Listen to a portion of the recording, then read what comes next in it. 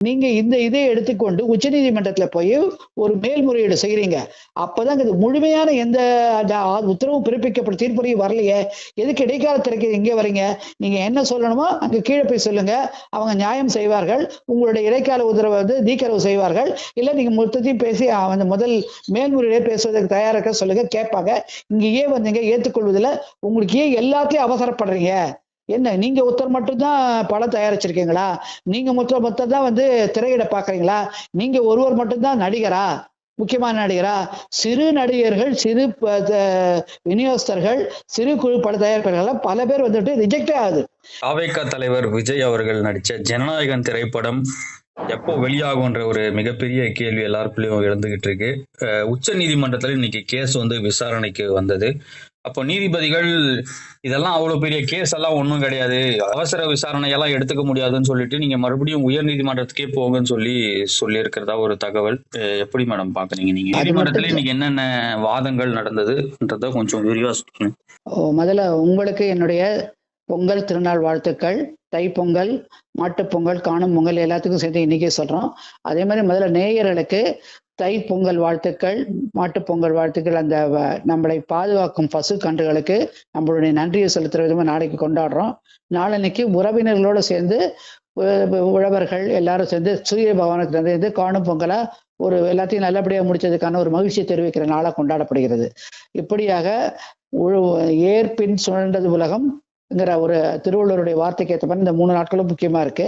இந்த சமயத்துல வந்து இந்த படத்தை வந்து ஜனநாயகன் தாவேகா தலைவர் விஜய் நடித்த இந்த படத்தை வெளியில கொண்டு வந்து 5 நாள் லீவு நாள் ஃபுல் ஓட்டம் ஓட்டி நல்ல வருமானம் பார்க்கலாம் பார்த்தாங்க. அப்படின்னாக்கா அவங்க முன்னாடியே எல்லாத்தையும் யோசனை பண்ணி பிளான் பண்ணியிருக்கணும்.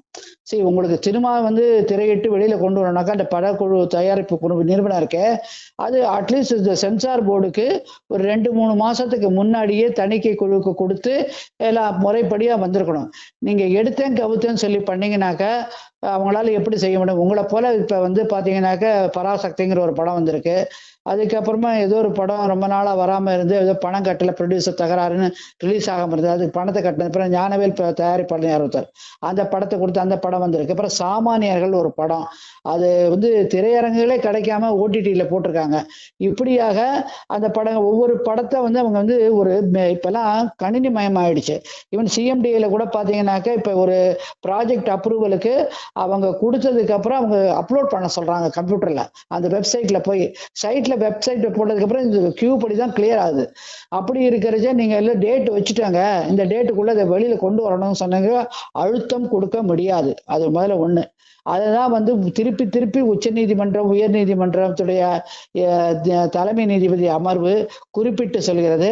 ஆனால் தனிநபர் விசாரணையும் போது, தனி நீதிபதி விசாரணை போது அவங்க என்ன பார்த்தாங்கன்னாக்க, ஜனநாயகன் திரைப்பட விவகாரத்துல இவங்க ஒரு தேதியை ரிலீஸ் தேதியை பிக்ஸ் பண்ணிட்டு போர்டுக்கு போயிட்டு இவங்க அழுத்தம் கொடுக்குற மாதிரி தெரியுது. அதுதான் இப்ப சொல்ல வந்தோம். நீங்க என்ன பண்ணீங்க, ஒரு மனு வந்து இவங்க அந்த படத்தை வந்து அவங்களுக்கு தணிக்கை குழுக்கு சமர்ப்பிக்கப்பட்ட பிறகு டிசம்பர் 25 சில அப்ஜெக்ஷனபிள், அதாவது ஏற்றுக்கொள்ள முடியாத பதிவுகள்லாம் வருது, அதெல்லாம் கட் பண்ணணும்னு சொல்றாங்க. அது அந்த சினிமா துறை சட்டத்தின் கீழே 24வது பிரிவும் விட மத உணர்வை புண்படுத்தும் விதமாகவோ, மது குடிக்கிறதோ, பாலியல் பலாத்காரம், போதைப் பொருள் விற்பது, சிகரெட் பிடிப்பது, அதுக்கப்புறம் வந்து ஒரு மாதிரி ரொம்ப வந்து சண்டை காட்சிகள் அதிகமா இருக்குது, வயலன்ஸை மக்கள்கிட்ட வந்து புரட்சி கிளப்புறதுக்கான நாட்டு பற்றுக்கோள தேசியத்துக்கு எதிரான கருத்துக்களை கொண்டு வருது. இந்த மாதிரிகள்லாம் முற்றும் தடை என்று அது சான்றிதழ் கொடுக்க முடியாதுன்னு நிராகரிக்கப்படும் 24 கீழே. இப்ப சில இதுகள்லாம் வந்து விட்டு பிடிச்சு கொடுக்கலாம், அவங்க கட் பண்ணி எடுத்துட்டாங்கனாக்க வந்து அந்த வெளியிடுவதற்கான சான்றிதழ் கொடுக்கலாம்னு சொல்லி ஒரு 23/16 ஒண்ணு வருது. 23ல அந்த 23/16 வந்து இவங்க கட் பண்ணி கொடுத்து சரியா இருக்காங்கிற, நாங்க கட் பண்ணி கொடுத்துட்டோம் பாருங்க நீங்க சொன்னதெல்லாம் அப்படி சொன்னாக்க, இது சில இதுல வந்து ஒரு 5 பேர் குழுவோ, 3 பேர் குழுவோ, 2 பேர் குழுவோ கொஞ்சம் முரண்பாடுகள் இருக்க வேணால் அப்பீல்னா சீராய்வு, அந்த குழு 23/16 வந்து சீராயப்படும். அப்படிதான் இப்ப என்ன நடந்திருக்குன்னா, டிசம்பர் 25 அன்னைக்கு கொடுத்தாலும் அப்ப வந்து அவங்களுக்கு ஒரு தகவல், தயாரிப்பு நிறுவனத்துக்கு தணிக்கை குழு வந்து ஒரு தகவல் பகிர்ந்தது, இந்த மாதிரி சில பகுதிகள்லாம் ஏற்றுக்கொள்ள முடியாத இருக்கு, அதை வந்து நீங்க நீக்கரவு செய்து கொடுக்கணும்னு. நீக்கிறவு செய்து திருப்பி 29ஆம் தேதி கொடுத்துருக்காங்க. ஆனா இவர்களுக்கு வந்து பதில் வந்து 7ஆம் தேதி 6ஆம் தேதி வந்திருக்கு. அப்படி வந்தோடனே நெருக்கடி. ஏன்னா 9ஆம் தேதி இவங்க வந்து இந்த படத்தை வெளியில கொண்டு வரணுங்கிறது அந்த தியேட்டர் ஓனர்களுடைய சொந்தக்காரர்கள்ட்டையும் எந்தெந்த ஸ்லாட்டுங்கிறதெல்லாம் ஃபிக்ஸ் பண்ணி அட்வான்ஸ் வாங்கி எல்லாம் முடிச்சிருக்காங்க. ஏங்க ஒரு படம் வந்து எப்படி வெளியில மொத்தமா நற்சான்றிதழ் கிடைச்சதுன்னு எப்படி நம்பினாங்க? அது எப்படி அவங்க ஆணித்தரமா நம்ப முடியும்? சரி, இந்த தணிக்கை குழுங்கிற அந்த குழுமம் வந்து கம்ப்ளீட்லி அது தனி பாடி. இப்ப சிபிஐ வந்து உள்துறை அமைச்சகத்துக்கு கீழே மத்திய உள்துறை அமைக்கிற தனி புலனாய்வு அமைப்பு. அதே மாதிரி ஈடிங்கிறது தனி அமைப்பு, நிதி அமைச்சகத்துக்கு மத்திய நிதி அமைச்சர். இதுவும் ஒரு மத்திய அரசினுடைய தகவல் தொடர்பு துறை, அதுல இருக்கிற தனி அமைப்பு. இந்த அமைப்பு அவங்க உச்ச அதிகாரத்தை சட்டத்தின் கீழே செயலாக்குறாங்க. அப்படி இருக்கும் பொழுது நீங்க எப்படி ஆணித்தரமா நம்பி வெளியில வந்துடும்? நீங்க இதுல இருந்து முக்கியமா சொல்ல விரும்புறது என்னன்னாக்க, தணிக்கை குழு இதுல கூட யாரையும் வந்து ஒரு விதமான லஞ்ச ஊட்டலை கொடுத்து வந்து ஊக்குவிக்க முடியாது. மத்திய அரசு கீழே இயங்குற ஒரு நிறுவனங்கிறது இன்னைக்கு முக்கியமா பதிவு செஞ்சு காட்டி இருக்கிறது அந்த மத்திய அரசினுடைய தகவல் தொடர்பு துறை. இதுவே நல்லா புரிஞ்சு அதனுடைய இணை அமைச்சராக இருப்ப தமிழகத்தை சேர்ந்த மாண்புமிகு இணை அமைச்சர் திரு டாக்டர் எல் முருகன் அவர்கள். அப்படியா இப்பதான் இது வந்து எப்படின்னாக்க, இங்க இதே வந்து தமிழகத்துல இருந்து வச்சுக்கோங்க, தமிழகத்தையும் ஒரு இது இருக்கு, பிரிவு இருக்கு. அந்த சென்சார் போர்டுல இவங்க எப்படியாவது போட்டு இங்க பண்றாங்களா, அந்த மாதிரி பண்ணலாம்னு நினைச்சாங்க. ஆனால் நீதியும் நேர்மையுமாக பயணிக்கிறது என்பதை அந்த அமைப்பானது நிரூபிச்சு காட்டியிருக்கு. அவங்க என்ன சொல்லியிருக்காங்க, சரி இப்ப இன்னும் அதுல வந்து சில பகுதிகள்லாம் வந்து மத நல்லிணக்கத்தை தாக்குவதாகவும், அது நம்ம ஆர்மி இருக்கு இல்லையா, பாதுகாப்புத்துறை, அந்த பாதுகாப்புத்துறையை சேர்ந்த சில பேட்சுகள்லாம் இருக்கு, குறியீடுகள்லாம், அதெல்லாம் அவங்க பயன்படுத்தியிருக்காங்க. அந்த பயன்படுத்தினதுக்கான பர்மினன்ட் ஒப்புதலை வந்து அந்த அமைச்சரகத்திலேருந்து அவங்க என்ஓசி வாங்கினாங்க, தடை சான்றிதழ் வாங்கினாங்க, தடையில்லா சான்றிதழ் வாங்கினாங்க. எந்த இதுவுமே அதுல வைக்கல. இதை பார்த்தோன்னே இது வந்து மேல் அதிகாரி, இப்ப இருவர் அமர்வு வேற, ஒருவர் அமர்வு வேற. இருவர் அமர்வு துல்லியமா இருக்கெல்லாம் உங்களோட ஸ்டாண்டிங் எக்ஸ்பீரியன்ஸ் ஜாஸ்தினால தரவா இருக்குங்கிறதுனால பார்ப்பாங்க. தனிநபர் அணுகிறது ஒரு கருத்து வேறுபாடு இருக்கலாம். அவங்க என்ன நினைச்சாங்க, சரி எதுக்கு நீங்க வந்து அவங்க சொன்ன, ஆனா படக்குழு நிறுவனம் என்ன தாக்கல் பண்ணுச்சுனாக்க, எங்க மனுவை வந்து உடனே பரிசீலிச்சு எங்க பதிவு செய்து பரிசீலிக்க சொல்லுங்கன்னு அதோட தான் நிறுத்தினுச்சு.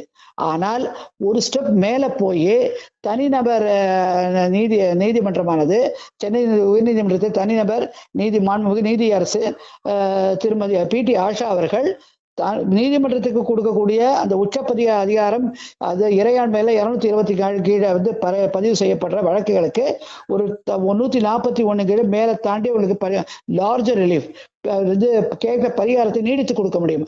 அந்த நீடித்து கொடுக்கக்கூடிய உயர்நீதிமன்றத்துடைய தனி அதிகாரத்தை பயன்படுத்தி நீங்க தடையில்லா சான்றிதழ் கொடுத்தே ஆகணும்னு சொல்லி ஆர்டர் போட்டாங்க. இதனால இவங்க அப்ப அந்த சமயத்துல இந்த குழுமத்துக்கு, தணிக்கை குழுமத்துக்கு அவங்க பதிலுரை தாக்கல் செய்வதற்கான முகாந்திரம் அளிக்கப்படல. ஆனா அவங்க ஃபைலை மட்டும் ப்ரொடியூஸ் பண்றாங்க. அதை பேஸ் பண்ணி இவங்க சொல்லிட்டாங்க. ஆனால் இதை வந்து சென்னை உயர்நீதிமன்றத்துடைய தலைமை நீதிபதியோடைய 2 அமர்வு வந்து இதை கையில எடுத்தாங்க. அது எப்படி எதிர் சைடுக்கு நீங்க வந்து ஒரு அந்த குழுமத்துக்கு வந்து ஒரு பதில் அளிக்கிறதுக்கான ஒரு முகாந்திரத்தை கொடுக்காம முடிச்சீங்க? இது வந்து ஏற்றுக்கொள்ள முடியாது. அது கூட 2வது தான். இன்னொன்னு, ஒரு ஆர்டர் வந்து இந்த தணிக்கை குழுவானது இவர்களை நிராகரிச்சு எந்த ஆர்டரும் போடல. நிராகரிச்சு முடிச்சாதான் அங்க வந்து ஃபைனல் ஸ்டேஜுக்கு வந்ததா அர்த்தம். அந்த முழு உறுதிப்பட்டதா முழு இதுவே நல்ல அது ப்ராசஸ்ல தான் இருக்கு. அது தணிக்கை செய்யப்படுகிறது. தணிக்கை செய்யும் பொழுது எப்படி இவங்க கூட்டத்துக்கு வந்தாங்க? ஏன்னா கேட்டா 9ஆம் தேதி ரிலீசிங் டேட் ஃபிக்ஸ் பண்ணிட்டாங்க. ஏன்னா பொங்கல்ல வந்து அவங்களுக்கு கரெக்ஷன் இருக்கணும். ஒரு குழுமத்துக்கு செல்லும் போது நான் இந்த டேட்ல பட்டு மன்னி முடியும்னு சொல்லி ஆர்டர் போட முடியாது. அவங்கள அதிகாரம் பண்ண முடியாது. அவங்களுக்கு பல பணிகள் இருக்கிறது. இதை போல பல படங்கள் இருக்கிறது, கியூல இருக்குது. ஒன்னொன்னா தான் கிளியர் பண்ணுவாங்க. அப்படி இருக்கிறச்சு தனக்கு மட்டும் தனி சலுகை வேண்டும் என்று நினைத்தது வந்து அந்த குழுமத்துடைய, அந்த படக்குழுமத்துடைய தவறான அணுகுமுறை. ஏன்னா இப்ப எடுத்துக்கங்க, திரு ரஜினிகாந்த் அவர்களுடைய ஒரு படத்துல கூட அப்ப என்ன பண்ணிருக்காரு, அவர் பிரசன்ட் பண்ணிருக்காரு. அவர் வந்து வெறும் ஏ சர்டிபிகேட் தான் கொடுத்தாரு, யுஏ கிடைக்கல. அதுக்கோசரம் அவர் தாக்கம் கொடுத்தாரு. அவருக்கு தெரியாத அரசியல் வாதிகள் கிடையாது, அமைப்புகள் லிங்க் இருக்கு, எல்லாமே இருக்கு.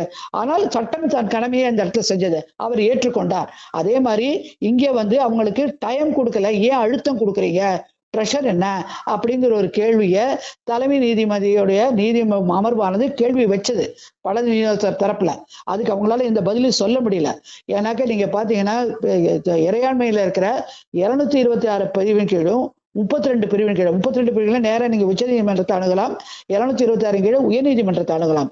உச்சநீதிமன்றமா உயர்நீதிமன்றம் எதுனாக்க ஒரு அரசாங்க துறையில நீங்க ஒரு மனு அளிக்கிறீங்க, அந்த மனுக்கு பரிசீலனைக்கப்படவில்லை என்றால் நீங்க உயர்நீதிமன்றத்தை நாடி அவங்களுக்கு அறிவுரை சொல்ற தாக்கல் செய்யப்படும் மனுக்கள் பேர் தான் ரிட் ஆஃப் மேண்டமஸ் அப்படின்னு பேரு. 226 உயர்நீதிமன்றமும் 32 உச்ச நீதிமன்றமும்.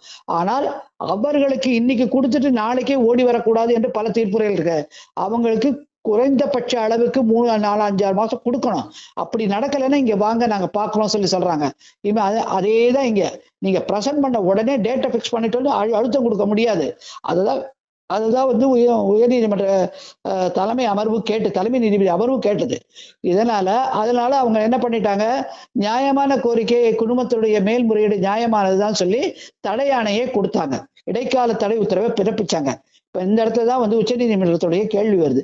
இடைக்கால உத்தரவை நீங்க செய்ய வேண்டுமானால் அந்த உயர்நீதிமன்றத்திலேயே இன்னொரு நீக்கரவு செய்வதற்கான மனுவை செய்து நீங்க நீக்கரவு செய்துட்டு ஒண்ணு நீக்கரவு செய்ய கேட்கலாம், இல்லாட்டா நாங்க மேல்முறை முழுதுமே நாங்க பேசுறதுக்கு தயாரா இருக்கோங்கிற விருப்பத்தை தெரிவிச்சா உயர்நீதிமன்றம் கேட்கும். அதை விடுத்து நீங்க இதை எடுத்துக்கொண்டு உச்ச நீதிமன்றத்துல போய் ஒரு மேல்முறையீடு செய்யறீங்க.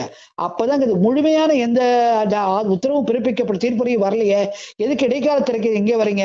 நீங்க என்ன சொல்லணுமோ அங்க கீழே போய் சொல்லுங்க, அவங்க நியாயம் செய்வார்கள். உங்களுடைய இடைக்கால உத்தரவை நீக்கரவு செய்வார்கள். இல்ல நீங்க மொத்தத்தையும் பேசி முதல் மேல்முறையிலே பேசுவதற்கு தயாரா இருக்க சொல்லுங்க, கேட்பாங்க. இங்கேயே வந்தீங்க ஏற்றுக்கொள்வதில் உங்களுக்கு ஏன் எல்லாத்தையும் அவசரப்படுறீங்க? என்ன நீங்க ஒருத்தர் மட்டும்தான் படம் தயாரிச்சிருக்கீங்களா? நீங்க மொத்தம் தான் திரையிட பாக்குறீங்களா? நீங்க ஒருவர் மட்டும்தான் நடிகரா, முக்கியமான நடிகரா? சிறு நடிகர்கள், சிறு விநியோகஸ்தர்கள், சிறு குழு பட தயாரிப்பாளர்கள் பல பேர் ரிஜெக்டே ஆகுது. நீங்க 1989 கிராமத்தில் அத்தியாயங்கிற ஒரு படம், என்னன்னாக்க ஒரு தலித் பெண் ஒரு வீட்டுல வேலை செய்யறாங்க. அந்த பொண்ணுக்கு படிக்கணும் ஆசை இருக்கு. அந்த கிராமத்துல இருக்கிற தலைமை ஆசிரியர் இதை பார்த்துட்டு, அவர் ஒரு மேல்மகள் சமூகத்தை சேர்ந்தவர், பார்த்தோன்னே அதிர்ச்சி அடைஞ்சு அந்த குழந்தைய படிக்க வைக்கிறாரு. படிக்க வச்சு தன்னுடைய செலவிலைய படிக்க வச்சு அந்த பொண்ணு கலெக்டர் வரைக்கும் போகுது. அந்த பொண்ணு கலெக்டர் ஆகி அதே கிராமத்துக்கு பக்கத்துல இருக்கிற மாவட்டத்துக்கு கலெக்டரா வராங்க. அதை பெருமையா அந்த கிராமத்துக்கு வராங்க. அந்த கதை தாங்க. அந்த கதையை எடுத்ததுக்கு காங்கிரஸ் ஆட்சி புரிஞ்ச போது யூபிஏ கவர்மெண்ட்ல 1989 உச்ச நீதிமன்றம் வரைக்கும் போராடி தடையில்லா சான்றிதழ் வரை, அதுக்கப்புறம் தான் மறைந்த பட இயக்குனர் சிகரம் திரு பாலச்சந்தர் அவர்கள் தயாரித்த படம். அதுக்கப்புறம் திருமதி சரிதா அவர்கள் அதுல ஹீரோயினா நடிப்பாங்க, கலெக்டரா வருவாங்க. அந்த படம் ரிலீஸ் ஆச்சு. அந்த காலகட்டத்துல அந்த இயக்குனருக்கும் தயாரிப்பாளருக்கும் நஷ்டம் வரலையா? அப்ப காங்கிரஸ் அந்த இடத்துல அரசியல் பண்ணிச்சா? சமூக நீதியை பேசுற திமுக உடனே இருந்தா என்ன பண்ணுச்சு? எதுக்கு இவங்க சட்டம் கடமையை செய்யும் போது மத்திய அரசு அழுத்தம் கொடுக்கிறது? இவங்க செஞ்சது எல்லாமே தவறு. ஒரு அமைப்புக்கு டைமே கொடுக்காம நெருக்கடி கொடுக்குறாங்க. அது ஏற்றுக்கொள்ளக்கூடியதா? அப்படி பார்க்க போனீங்கன்னா இன்னைக்கு ரிட்டையர் ஆயிட்டு சில பேருக்குள்ள பென்ஷன் செட்டில் ஆக மாட்டேங்குது. அவங்க மனு கொடுக்குறாங்க அரசாங்கத்துல, தமிழக அரசுகிட்ட. அதை பைசல் பண்ணாமே இருக்காங்க. அவங்க கோர்ட்டுக்கு வராங்க. அந்த கோர்ட்டுக்கு திருப்பி வரச்சுக்கிட்டு அந்த இவரை இறந்து போயிடுறாரு, அந்த பென்ஷனே இறந்து போயிடுறாரு. அவங்க லீகல் யார் வராங்க? அவங்க வாரிசுகள் வராங்க. அப்படியெல்லாம் வழக்கு இருக்கிறச்சு இவங்க கோடிக்கணக்கில் பிசினஸ் போட்டா கோடிக்கணக்கில் முன்னாடியே நீங்க தாக்கல் பண்ணிருக்கணும். ஒரு 6 மாசத்துக்கு முன்னாடி கொடுத்துருக்கணும்.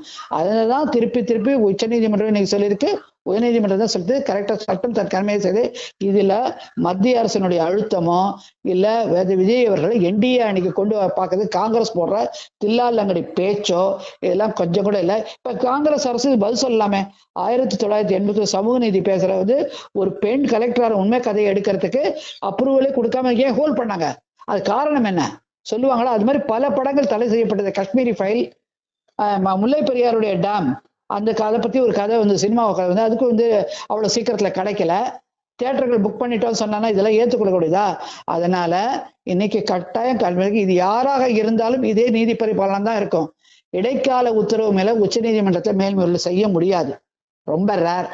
அது கரெக்டா தான் இன்னைக்கு உச்ச நீதிமன்றம் கருத்து தெரிவிச்சிருக்கு. அதுவும் இன்னைக்கு பொங்கல் நாள் அன்னைக்கும் இன்னைக்கு சங்கராந்தி அங்கேயும் லீவு. இதுதான் ஸ்பெஷல் சிட்டி மாதிரி உட்காந்து கேட்டிருக்காங்க இவங்க அர்ஜென்சிக்கு. அதுவே பெரிய விஷயம் அவங்களுக்கு. அது நினைக்கணும். அதாவது தாவேகா தொண்டர்கள்லாம் இதை சட்டம் கரெக்டா தன் கடமையை செய்யறத ஒரு மதமான ஒரு பொலிட்டிக்கல் கலரை கொடுத்து அரசியல் கலர் அந்த நிறத்தை பூச்சி காய்ச்சி இந்த பூச்சி இதெல்லாம் பண்றாங்க. இது தவறான அணுகுமுறை. நான் இப்ப சொன்ன மாதிரி சாமானியர்கள் மனிதருடைய மனுக்கள் கூட உடனே பரிசீலிக்க முடியாது. அட்லீஸ்ட் ஒரு 3 ஒரு பட்டா ஒரு வாழ்விடம் அந்த அம்மாவோட பட்டா கணில ஏற்றும் போது தப்பு பண்ணிட்டாங்க அந்த சர்வே நம்பரை. அதுக்கு மனு கொடுத்தாங்க. இதே திமுக அரசு 3.5 வருஷமா நில ஆணையர்கள் அவருடைய டேபிள்லயே இருந்தது. காரணம் அந்த மனுதாரருடைய ஒரு சமூகத்தை குறித்து பேசியது. அதுக்கப்புறம் அவங்களுடைய ஒரு வழக்கறிஞர் அவங்களை தாக்குதல் செஞ்சது. அதுக்கப்புறம் அவங்க போய் 3.5 வருஷத்துக்கு அப்புறம் உயர் நீதிமன்றத்துல காலு கடிச்சாங்க. உண்மையான நிலைமை சொல்ல அவங்க கடிச்ச ஆணை கொடுத்ததுக்கு கூட இன்னைய வரைக்கும் அந்த ஆணையை நிறைவேற்றல. இதனாலதான் அவதூறு வழக்குகள் பாய்கிறது. இப்ப மதுரையில பாயலையா? இப்படி இருக்கச்சு இதுக்கெல்லாம் சாமானியர்கள் இவ்வளவு கஷ்டப்படுறாங்க. இவங்க ஆணை கொடுத்ததுக்கு அப்புறம் நிறைவேற்றாம அவதூறு வழக்குகள்லாம் வருதா? அதெல்லாம் தெரியலையா? திமுக தெரியல, காங்கிரஸுக்கு தெரியலையா? அதனால நாங்க என்ன சொல்றோம், இதுல எந்த அரசியல் தலையீடும் கிடையாது. இவங்க அவசரப்படுறாங்க. அவசரப்பட்டா எதுவும் ஆகாது. நாள் குறிச்ச தவறு. எல்லாம் ரெடி ஆனதுக்கு அப்புறம் தான் அவங்க டேட் பிக்ஸ் பண்ணணும். இதனால தவறு பட தயாரிப்பாளர் பக்கத்துலதான் இருக்கே தவிர தணிக்கை குழு மேல எதுவும் கிடையாது.